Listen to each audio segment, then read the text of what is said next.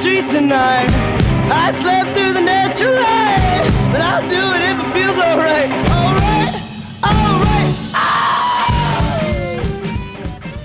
Hello and welcome to the Central Coast Poetry Shows, and I'm your host, Jim Russo. My reason for producing this show is this. For about 10 years, I've been reading and attending poetry readings all over California's Central Coast, and during that time, I've had the privilege of hearing and seeing some very talented poets read their own words. This show is to be a platform for those poets to be seen and heard by you. My featured guest this evening is Nils Peterson. Nils taught in the English and Humanities Department at San Jose State University from 1963 to 1999. He was coordinator of the creative writing emphasis for more than 20 years and served as coordinator of the creative arts and chair of the Humanities Department.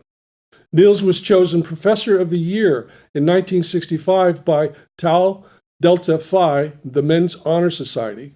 He received a senatorial citation from Senator Dianne Feinstein on the occasion of his 70th birthday for his work as a teacher, poet, and supporter of the arts. Nils was selected as the first poet laureate of Santa Clara County in March 2009.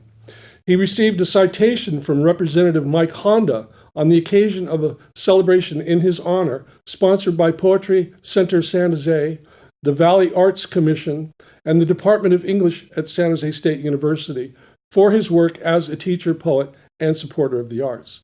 Nils has published many poetry books and poems in many journals, has written science fiction as well as articles on subjects as varying as golf and Shakespeare. He was poetry consultant for the San Jose State Studies and was an editor for Discover America, a collection of poems celebrating the bicentennial anniversary of the USA, and contributing editor to the Blue Sofa Review, Local Habitations, Good Talk, and More Good Talk. Here are some remarks about his latest collection, A Walk to the Center of Things. Nils Peterson is a poet who sets the world before us tangible and mysterious, with almost effortless craft and a superbly tuned ear for the music of language. He reveals the luminous within the everyday events of our lives. To use Sappho's words, he is an artisan of the keen, clear song. Varied in subject and manner, his poems embody a deep pleasure and wonder in being alive, and they bring us into the company of a larger life. By Joseph Stroud. Now, my guest this evening, Mr. Nils Peterson. Welcome, Nils. Thank you. I wish I recognized the person you just introduced. But it's your alter ego. It's my alter ego, yes, my shadow side. There you go. Yes. So, Nils, what we decided you wanted to talk about today is muse and muses. So right. I'm going to let you go and give us a talk, if you would. Okay. Well, I like the idea of having a muse, and as a matter of fact, I like it so much that I have 4. And what for me, a muse is a way of thinking about an energy that is bringing forth your poetry.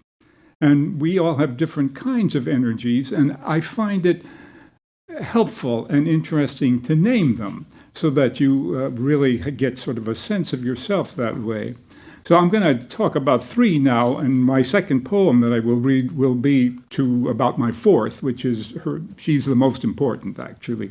Okay. So my first is a monk, a Buddhist monk sitting in one of those mountain huts that you see in Japanese prints, you know. Mm-hmm. He usually has a servant there to pour him tea if he gets thirsty, but he's supposed to be by himself. And my sense of him is that he is listening to the mountain talk to the sky, and that the sky's answering the mountain. So that's what he's hearing. So that's one of the energies that I think I find in my own work. The second one is a biker babe. Now, this is the one I've had the most trouble writing about, so I must not be as acquainted with her as I should be. But she is in a bar, and the poem I've written about her is, all the biker crowd leaves and leaving poor people like me sitting at the bar trying to stare down the top of her blouse. And somehow that is also an energy that's in my poetry. And the third one is Robert Bly, who goes around the world infecting people's dreams, and he's infected my dreams often enough. And but this is one. He comes and he dreams, and he tells me to read this book that he's written and hasn't sold all the copies of, but he wants me to read it. And he says, turn to, he says, work. And he says, read page 237. There is no page 237, work. And, that's really good advice. Working is good advice. If you don't work, you don't have work to read at places like this. Right. So right. Those are three of my four. Oh, okay. Yeah. But I think it's good to name them. One knows things better that one names. And so that's my theory of muses. To identify what's making an impression on you. Right. Yeah. And I noticed with the exception of the blouse, they're all kind of nature or kind of oriented stimulus. Sort of, yeah. Sort of, yeah. the sky, the mountains. Oh, right, exactly. Quite so, Yeah. right. Very natural. Mm-hmm. What else would you like to speak about today? We have a little time left. Okay, well, one of the things I'm sad about, and this was another possible topic of what we had, was the decline and disappearance of the sophomore survey of English literature, where you would really get a chance to read 1,000 years of English literature. And it's a course that's not taught very much anymore, and it used to be the basic required course of everything. My grandson is an English major at the University of Washington, and he has read no such thing. And I think of all the wonderful poets that he hasn't read that I was lucky enough to read. In fact, I fell in love with poetry in the sophomore survey of English Lit. Uh-huh. I read Jenny kissed me when we met, jumping from the chair she sat in. Time, you thief who love to get sweets into your list, put that in. Say I'm weary, say I'm sad, say that health and wealth have missed me. Say I am growing old, but add, Jenny kissed me. I read that and I was hooked. Yeah. Well, I had a crash course in Norton Anthology. When I first became interested in this. I thought, well, I should see what this is all about. So I read the one on literature and poetry and the tombs. Yeah. But I had a sampling of everybody, so it was a good thing to do. Great. I don't know how many people are doing that in this day and age. But I don't either. it was real good. I have a question to ask you because I ask all my guests. Of all the poetry that you've written, do you have a favorite poem? Well, it's usually the one I'm working on now, but I'm going to choose a different one today. And the reason I'm going to choose it is that a Santa Cruz printmaker made a marvelous print of it 50 years ago. And that 25 years ago, a poet saw it on the wall and liked it so much that 25 years after that, he called me up and asked if he could use it in an anthology he was putting together. So that is, of course, that makes it a favorite poem. Absolutely, absolutely. Yeah. Well, I'm going to ask you to step to the podium and read us some some of your poetry, but I'd like you to begin with that poem, if you would. I will do that. And the title is? It's called Making Love After Long Absence. Ah, okay. Well, we're uncensored, so we're good to go. Good. Ladies and gentlemen, Nils Peterson.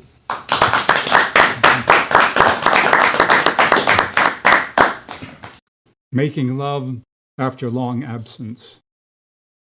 In a room perched on top of stairs so narrow, my shoulders could not pass through two abreast, we found ourselves together again. I had forgotten how light the body is, how it surrounds us like a cloud in which the self can drift at its ease. Far, far away were my diaphanous feet, and half as far my hands, and just where I ended, you began. 1,000 miles off, yet close as breath, the moment lungs finish their brief rest and begin to grow again. Augustine says, body is the world's messenger to soul, and soul gives shape again to what she hears in her own kingdom. So now, at the end of a day, I've been all talk, turning inward at last. I can see you there, swaying your breasts in a gray-blue lingering northern light.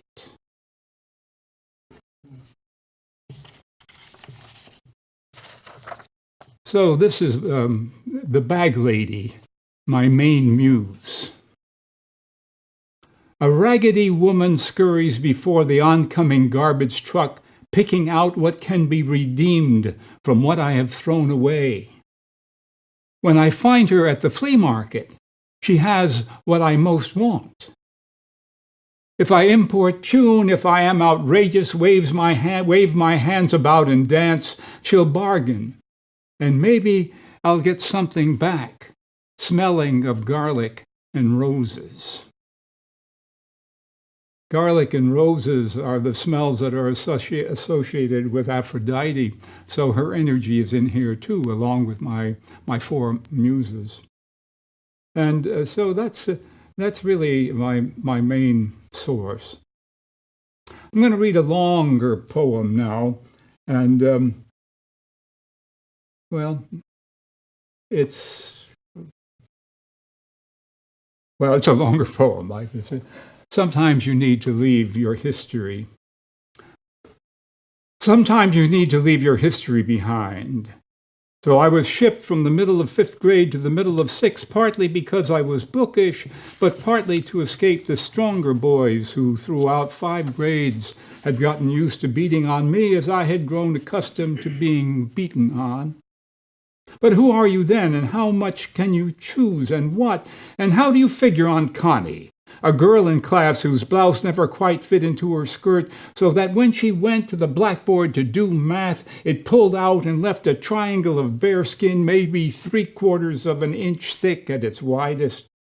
Each time she was called on, I sat in my already too small chair desk like a wild thing caged before it had grown into its nature, my nearsighted eyes drawn outward to the unknowable world.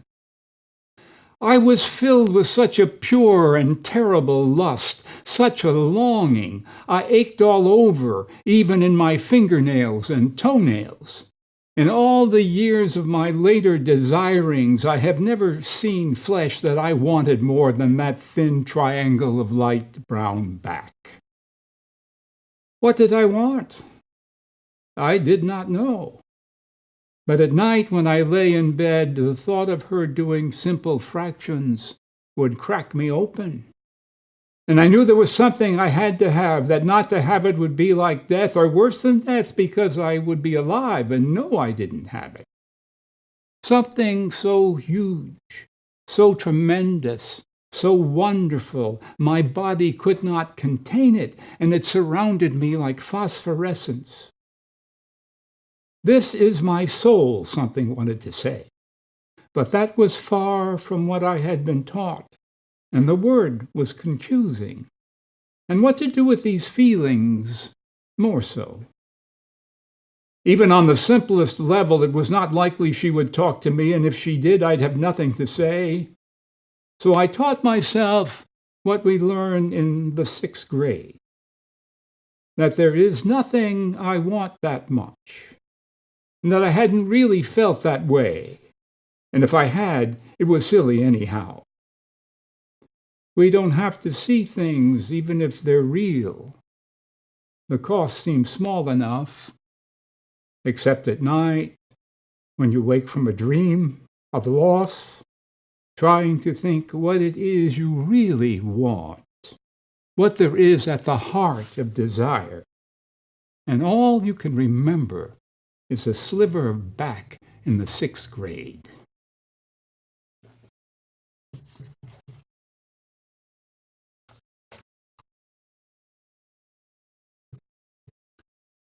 I'm working on a series of poems called Nils Thinks About Everything.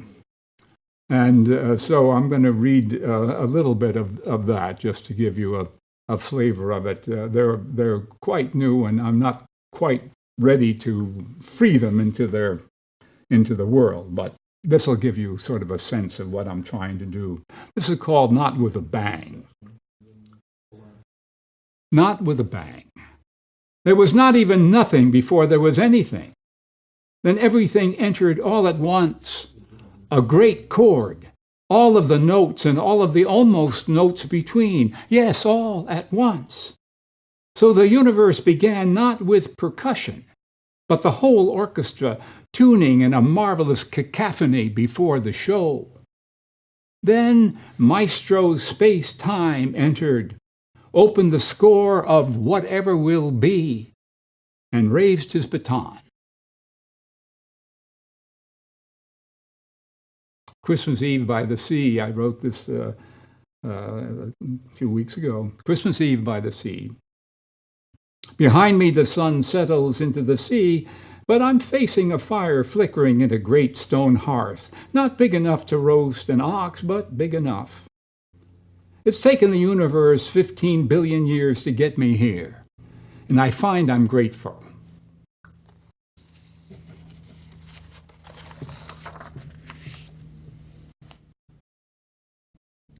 Being in time.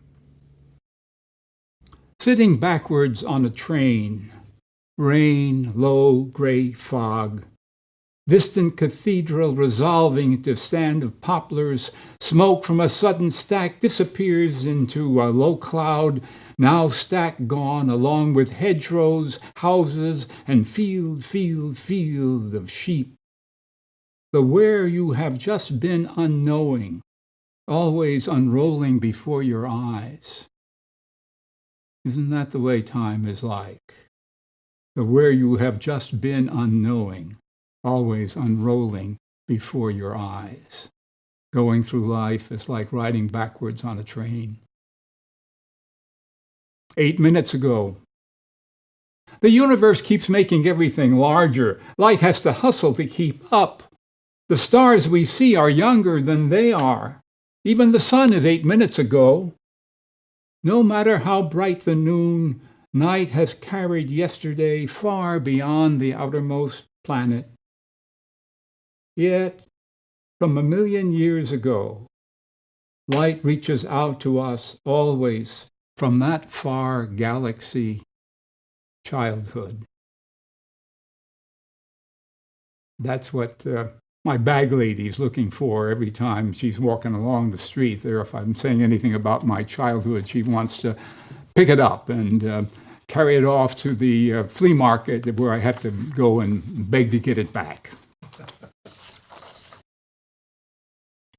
So this is a little bit about my childhood,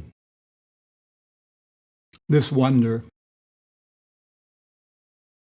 Christmas morning, I wake early to a strange noise from below, and in my footed pajamas, holding onto the railing, I creep down the shadowy stairs leading from the chauffeur's flat to the workroom below. Of all things, there's my father bending over an electric train, whizzing round and round an oval track nailed to a piece of plywood. He doesn't see me, but I watch him, caught as he is in the mystery of train lights, ruby and white, circling in the half-darkness. For a while I don't make a sound, but watch him, wondering about his strange smile. All these years later, I tiptoe down the stairs again, now understanding the poverty of his childhood and the jobless years of the Depression, and I watch him and imagine him thinking, I am able to give my children for Christmas this wonder. So this is how things happen. We think we go through the world with sort of making calm, rational, logical choices, and that gets us from here to there, and that's the way our life is like. But this is how things really happen. We walk through the world and smile, remembering an old love. And Ramona, passing by, thinks, that man thinks I'm pretty, and walks in a way that makes her more beautiful. And Henry, walking down the street, notices, makes a pass, and they end up having a good marriage. Now, isn't that the way it works? It's none of this clear, cold, logical choices that we make. It's who we pass in the street at the moment we pass them in the street.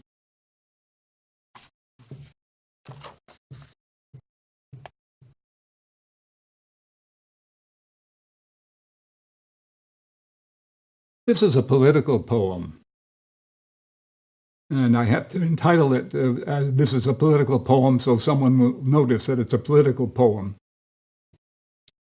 It's from an incident in a wonderful book called Piano Shop on the Left Bank.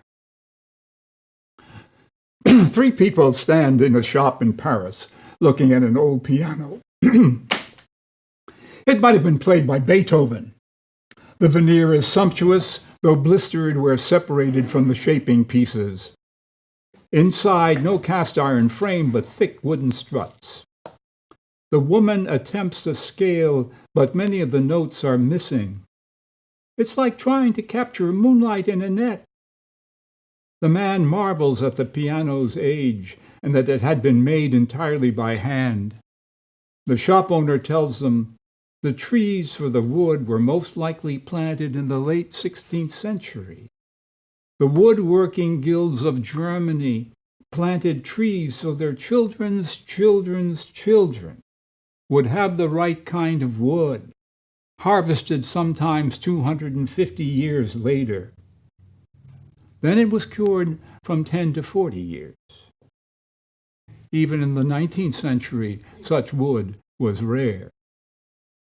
But now it is a substance that has gone out of the world we live in.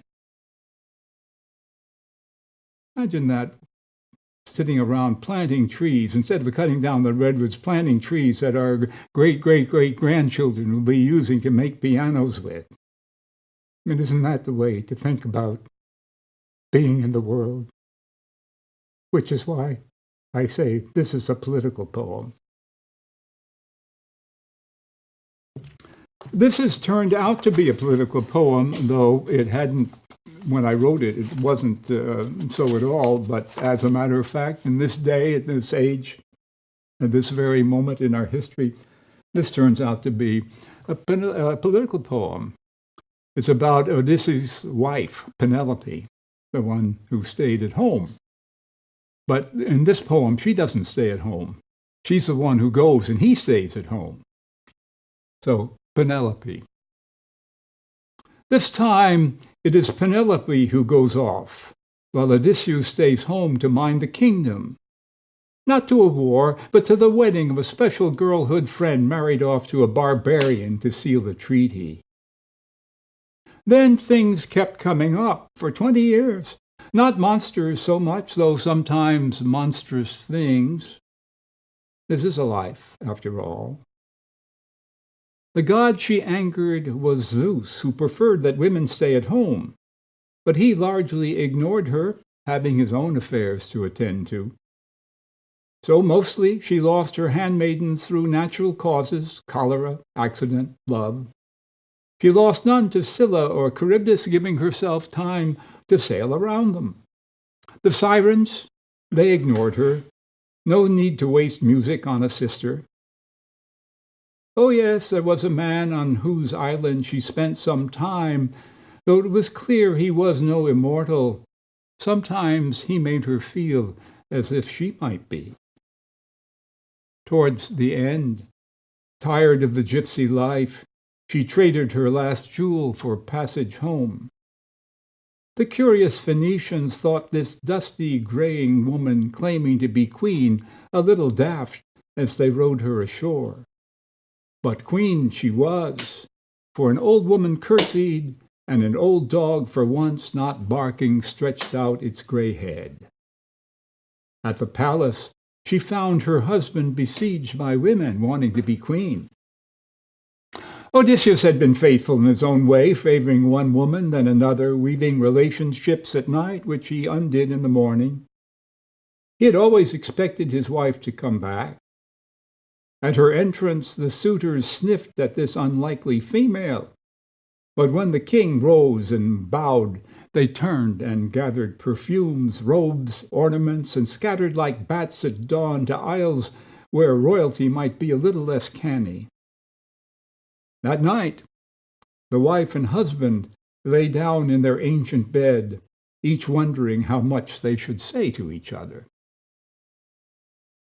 I posted this recently on Facebook, and the response I got from the women who read my Facebook page was enormous. Say, yay, right on, that's what we need. So that's why I think of this as a political poem.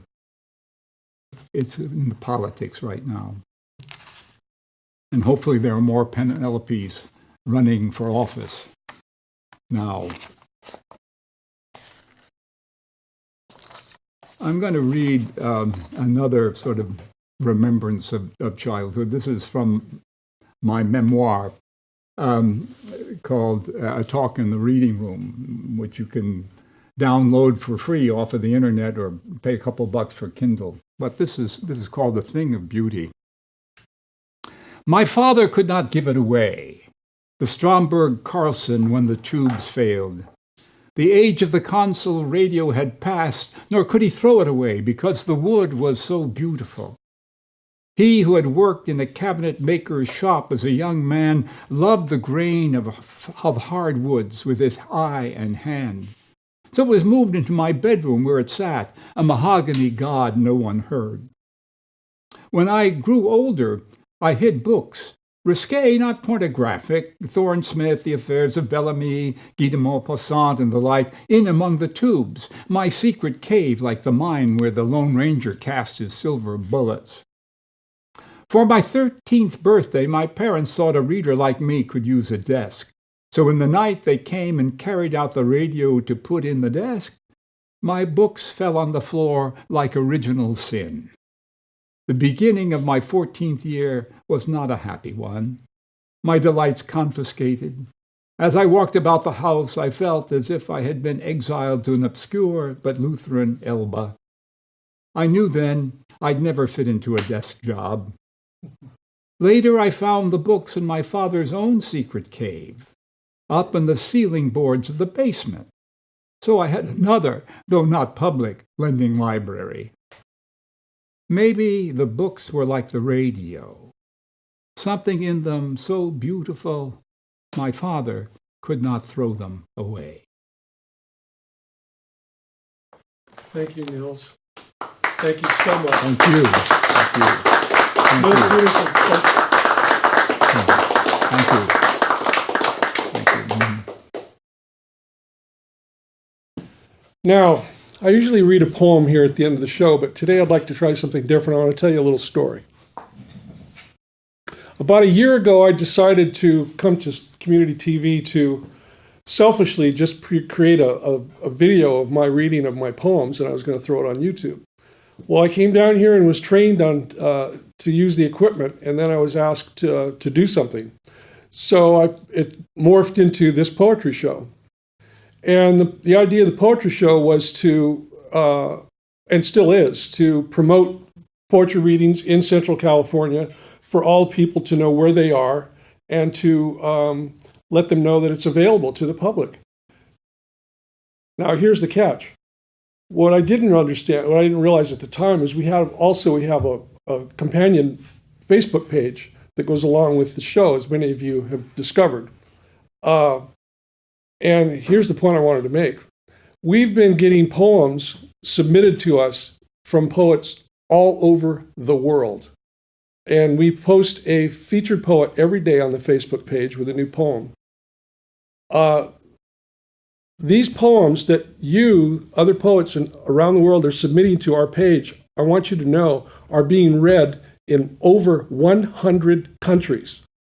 We have people from Iceland to New Zealand, China to Russia, Philippines to Vietnam to Romania. People are submitting poems to us, and people are commenting on the poems that you are posting on our website. So my request, keep the poems coming. We're having fun. So I'm going to let you go now. This has been Central Coast Poetry Shows, brought to you from Santa Cruz. I want to thank again my guest poet this evening, Mr. Nils Peterson. And we'll see you next time. Thank you. Goodbye.